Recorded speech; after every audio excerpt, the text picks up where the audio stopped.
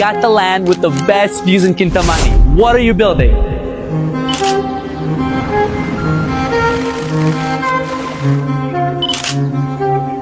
If you're true developer, Video seorang WNA asal Amerika Serikat yang menawarkan lahan seluas 54 are di kawasan Kintamani, Bangli, Bali viral di media sosial. this is super unique. You have your Mount Batur in front of you.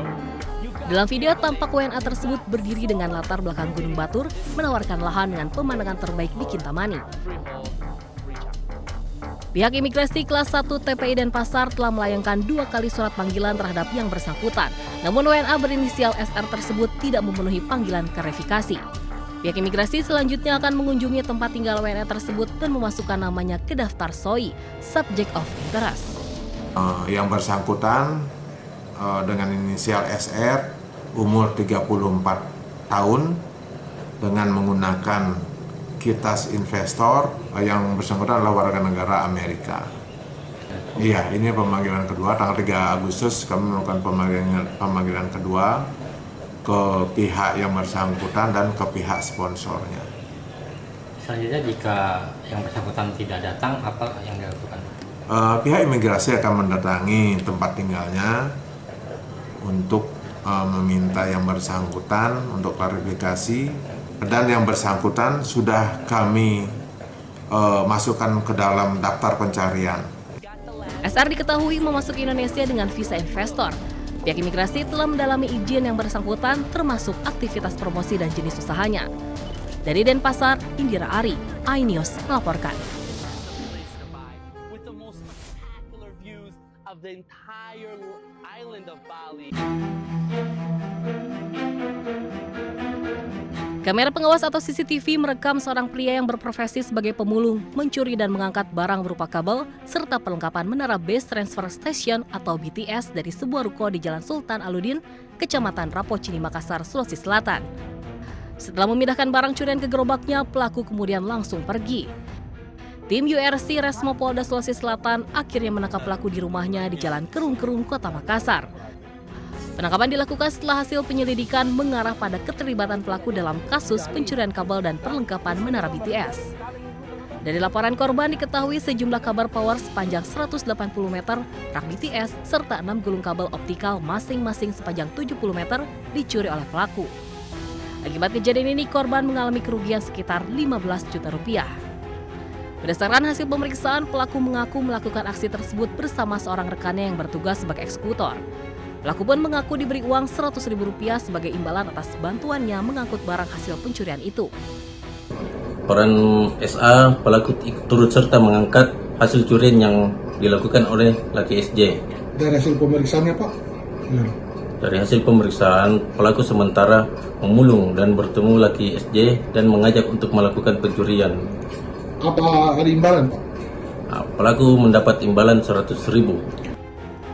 Pelaku kemudian diserahkan ke Polsek Rapocini untuk menjalani proses hukum lebih lanjut. Sementara pelaku utama berinisial SJ sebelumnya lebih dulu ditangkap oleh unit Resmo Polsek Rapocini.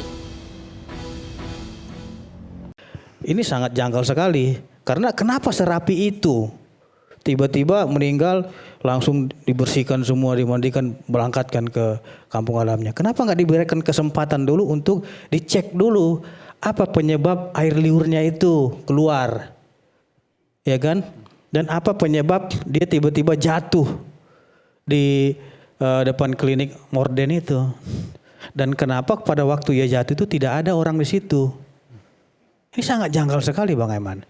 Terus satu lagi, ketika jatuh itu juga sudah nggak rapi, sudah ada yang rusak.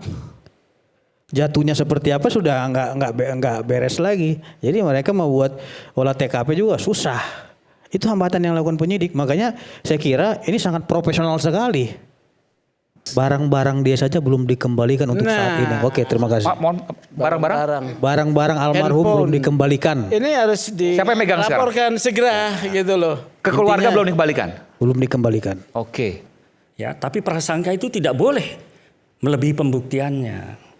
Jadi itu yang pertama. Kemudian ini soal klarifikasi dari keluarga ini kalau tidak salah. Pak Sutrimo itu almarhum itu bukan kepala rumah tangga. Bukan kepala rumah tangga. Bukan. Oke. Kemudian tugasnya juga hanya menjaga rumah kosong dan bersih-bersih di halaman. Ya. dan yang bersangkutan juga kerja tidak terus-menerus. Ya. Artinya selama beberapa tahun ini bekerja, berhenti dan kemudian pulang kampung. Setelah itu mulai kerja lagi setelah Lebaran. Jadi sebenarnya kalau dari informasi ini menurut hemat saya tidak apa-apa kita berdiskusi dengan ini. Tetapi yang kita jagalah jangan sampai semangat kita mendiskusikan kemudian menjadi ruang prejudis. Sistem hukumnya sudah jalan. Sistem Apakah hukumnya prosesnya sudah dijalankan? Bagaimana? Iya. Setiap orang meninggal, jangankan orang meninggal yang tidak layak, orang yang meninggal yang tidak dapatkan informasi tetap diberitahukan, prosesnya juga kerja. Jadi kita percaya saja. Pertanyaannya.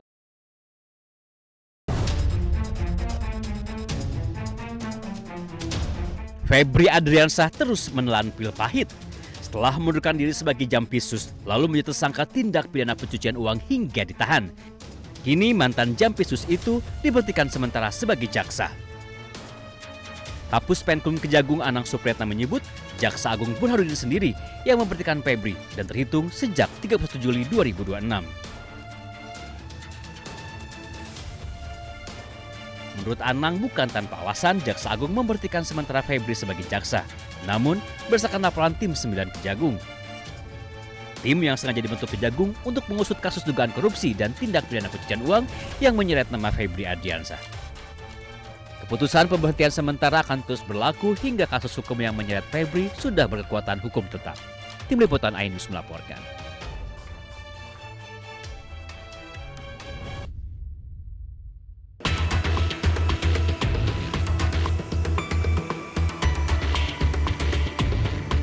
Ex-Jampitsus Febri Adriansyah resmi menempuh upaya hukum melalui pra-peradilan terkait penetapan status tersangka dan penahanan dalam perkara dugaan korupsi serta tindak pidana pencucian uang.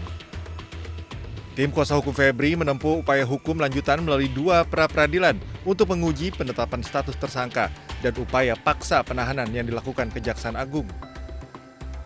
Kedua permohonan tersebut akan diajukan secara terpisah karena objek dan tindakan yang diuji berbeda. Kuasa hukum Febri Adriansyah, Febri Diansyah, mengungkap lebih dari 9 kejanggalan dalam penetapan tersangka dan penahanan terhadap kliennya. Kami sudah menemukan sebelumnya setidaknya 9 dugaan atau indikasi pelanggaran hukum acara. Dan dalam beberapa hari ini kami menemukan jauh lebih banyak lagi. Hal itu tentu lebih tepat kami tuangkan di dokumen pra-peradilan yang secara fisik, ini dokumennya, yang secara fisik akan disampaikan siang ini di PTSP Pengadilan Negeri Jakarta Selatan. Sebelumnya, tim penyidik Kejaksaan Agung telah menetapkan Febri Adriansyah, Don Rito, serta Nurman Herin sebagai tersangka kasus dugaan TPPU. Dari Jakarta, tim Liputan iNews melaporkan.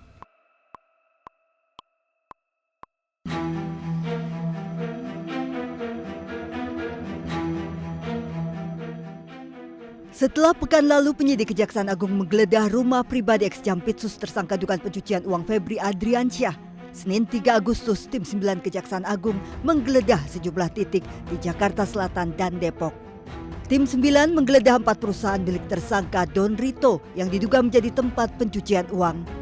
Penggeledahan guna melacak aset dan aliran dana yang berkaitan dengan para tersangka. Penyidik juga menggeledah rumah tersangka lainnya Nurman Herin di Depok. Seluruh tindakan penyidikan tersebut telah dilakukan berdasarkan ketentuan acara yang berlaku dan merupakan bagian dari upaya penyidik untuk memperoleh alat bukti, memperjelas konstruksi perkara, serta melakukan penelusuran terhadap aset-aset yang diduga berasal dari hasil tindak pidana. Selain penggeledahan, tim 9 Kejaksaan Agung juga memeriksa 4 saksi. Penggeledahan dan pemeriksaan saksi dilakukan untuk memperoleh alat bukti, memperjelas konstruksi perkara, dan penelusuran aset yang berkaitan dari tindak pidana. Dari Jakarta, tim Liputan iNews melaporkan.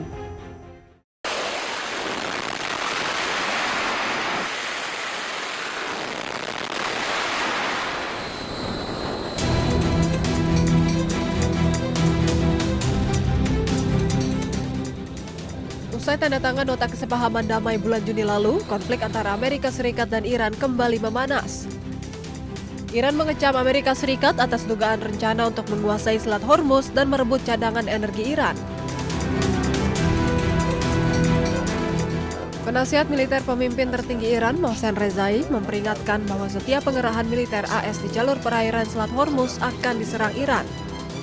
الان آتش بحثی وجود نداره ولی حملات ما معنا داره. مثلا کوریدور دوم رو به هیچ وجه ما اجازه نمیدیم در تنگه هرمز کوریدور دوم باز بشه.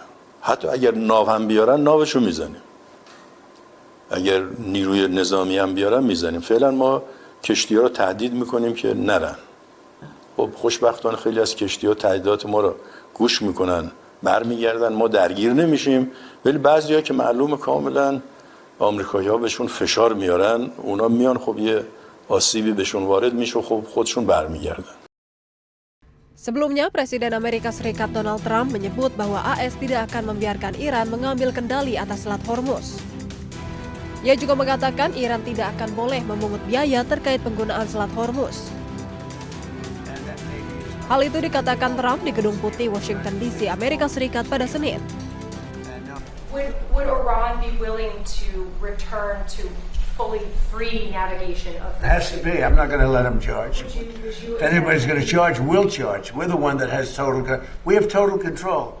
You know, we have a thing called a blockade with his Navy. And that Navy is, they call it a wall of steel, the United States wall of steel. And no, there's not going to be charging. We're not talking about charging at all. There won't be charging. Sebelumnya, Trump sempat mengklaim bahwa Amerika Serikat dan Iran telah mencapai kesepakatan mengenai Selat Hormuz menjelang negosiasi pada hari Senin. Namun, Iran membantah adanya perbincangan antara Iran dan Amerika Serikat. Iran menyebut pembahasan rencana terkait Selat Hormuz dilakukan dengan Oman.